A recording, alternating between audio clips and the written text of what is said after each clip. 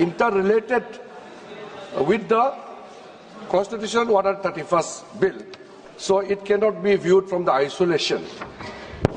इससे माननीय सभापति महोदय, जो नतीजा आया है, ये इतना ऐतिहासिक और महत्वपूर्ण बिल पर देश का महिलाओं को अब सम्मान अधिकार देने का जो बिल है, उसको विपक्ष ने साथ नहीं दिया। बहुत खेद की बात है, और इस ऐतिहासिक पल को आप अपना एक मौका था, आपने गंवाया है। आदरणीय नरेंद्र मोदी जी के नेतृत्व में महिलाओं को जो सम्मान देने का, अधिकार देने का हमारा अभियान जारी रहेगा, और हम अधिकार देके ही रहेंगे आगे। अब सभा की कार्रवाई आगे दो शेष जो बिल्स है उसको आगे नहीं बढ़ाने का मैं अनुरोध करता हूं। सभा की कार्रवाई कल दिनांक 18 अप्रैल 2026 को प्रातः 11 बजे तक के लिए स्थगित की जाती है। मोदी सरकारचे महिला आरक्षण विधेयक कोसळलेले आहे आणि याच संदर्भात आपण विश्लेषण जाणून घेणार आहोत। युवराज मोहिते, राजकीय विश्लेषक, सध्या आपल्यासोबत जोडले गेले आहे। युवराजजी, जय महाराष्ट्रमध्ये आपलं स्वागत। कसं पाहतायत या घडामोडीकडे, या मतदान प्रक्रियेकडे? हा अत्यंत महत्त्वाचा लोकशाहीसाठीचा निर्णय आहे आणि गेल्या काही वर्षांमध्ये लोकशाहीची जी गळचेपी होत होती आणि ज्या पद्धतीने आपल्या बहुमताच्या आधारे निर्णय प्रक्रिया होत होती, त्याला हा तडाखा आहे। पहिल्यांदाच फ्लोअरवर पंतप्रधान नरेंद्र मोदी आणि भाजपची आणि सरकारची नाचक्की झालेली आहे। पहिल्यांदा हा मोठा पराभव आहे। हा पराभव जो आहे हा लोकशाहीच्या दृष्टीने अत्यंत महत्त्वाचा आहे, कारण महिला आरक्षणाच्या आडून ज्या पद्धतीने लोकशाही गळचेपी चालली होती, संशोधन विधेयक आणलं होतं, हे अत्यंत आपल्या संविधान तरतुदीला बाधा आणणार होतं, लोकशाही प्रक्रियेला बाधा आणणार होतं। समाजातील जे उपेक्षित घटक आहेत, समाजातील जे उपेक्षित राज्य आहेत, या सगळ्यांना बाजूला सारून त्यांचं कुठलंही बहुमत न घेता आपल्याला वाटेल तशा पद्धतीने लोकसभेतील संख्या वाढवण्याचा हा प्रयत्न होता आणि हा प्रयत्न आज विरोधकांच्या एकजुटीने हाणून पडलेला आहे।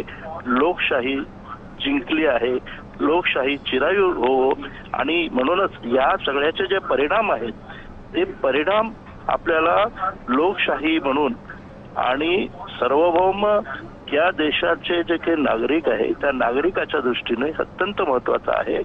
आणि म्हणून आपल्याकडे लोकशाहीबाबत अनेकदा निराशा व्यक्त केली जाते, अनेकदा असं म्हटलं जातं की आपलं आता सरकार पाहिजे तसं काम करेल, पण तसं नसतं। संविधान आहे, संविधानाची मूल्य आहेत आणि त्या संविधानाच्या मूल्याचा मला असं वाटतं बूज राखण्याचं काम हे आज लोकसभेमध्ये झालेलं आहे। आणि म्हणून आपल्या देशाचं लक्ष होतं तुमच्या बहुमताच्या आधारावर कोणालाही रेटून नेता येणार नाही, तुम्हाला हवं तशा पद्धतीचे निर्णय लादता येणार नाहीत, हे आज सिद्ध झालेलं आहे। आणि गेल्या 10-12 वर्षामध्ये जे देशामध्ये असं वाटत होतं की लोकशाहीला एक बाधा आहे, संविधानिक मूल्यांची गळचेपी होते, या सगळ्याला आजचा हा निर्णय हे एक उत्तर आहे, हा दिलासा आहे। आणि मला असं वाटतं देशभरातले लोक आता जागे झालेले आहेत, लोकशाहीच्या मूल्यांबाबत लोक सतर्क आहेत आणि म्हणून आजचा निर्णय हा लोकशाहीच्या दृष्टीने अत्यंत अभूतपूर्व आणि महत्त्वाचा असा आहे।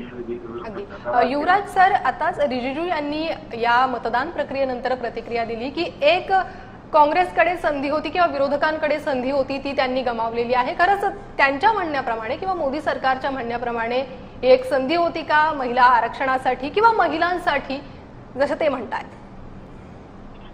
प्रश्न असा आहे, महिला आरक्षण 33% हे आधीच झालेलं आहे। 2023 साली संसदेने मान्य केलेलं आहे।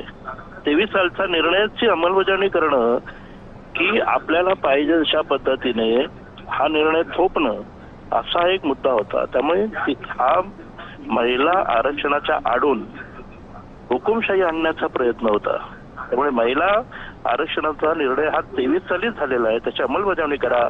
आणि आता सेन्सस झालं पाहिजे, जनगणना झाली पाहिजे. त्या जनगणनेच्या आधारे नवीन जे संख्या वाढणार आहे ती त्या जनगणनेच्या आधारे व्हायला पाहिजे. कारण आपल्याकडे प्रतिनिधित्वाचं एक म्हणजे पद्धती आहे. लोकप्रतिनिधित्वाच्या आधारे इथे कायदे बनवले जातात, देशाच्या दृष्टीने निर्णय होतात.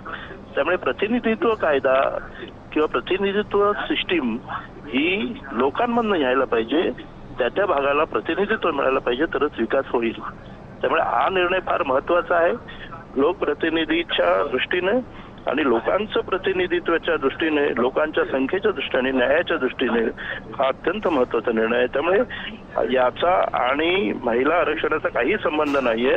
महिला आरक्षणाचा निर्णय आधी झालेला आहे, त्याचं आरक्षण व्हावं. आणि जर जागा वाढवायच्या असतील तर त्याच लोकनिधी किंवा लोकसंख्येच्या आधारे व्हायला पाहिजेत आणि त्यासाठी सेन्सस महत्वाचा आहे. आणि तो जातीनिहाय जनगणना व्हायला पाहिजे. त्यातनंच आपल्याला पुढचे जे प्रतिनिधित्व आहे त्या नेमकं कोणाची किती संख्या आहे त्या संख्येच्या आधारे त्याचं प्रतिनिधित्व हे निश्चित होईल.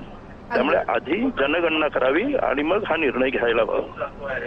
जी युवराज सर, धन्यवाद या सविस्तर माहितीसाठी.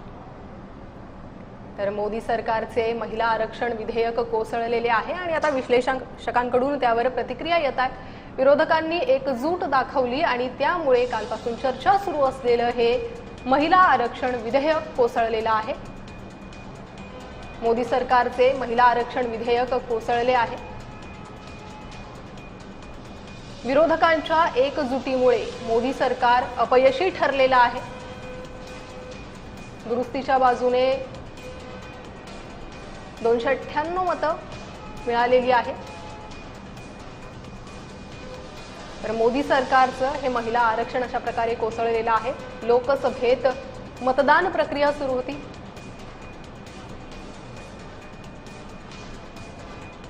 घटना दुरुस्तीच्या बाजूने 200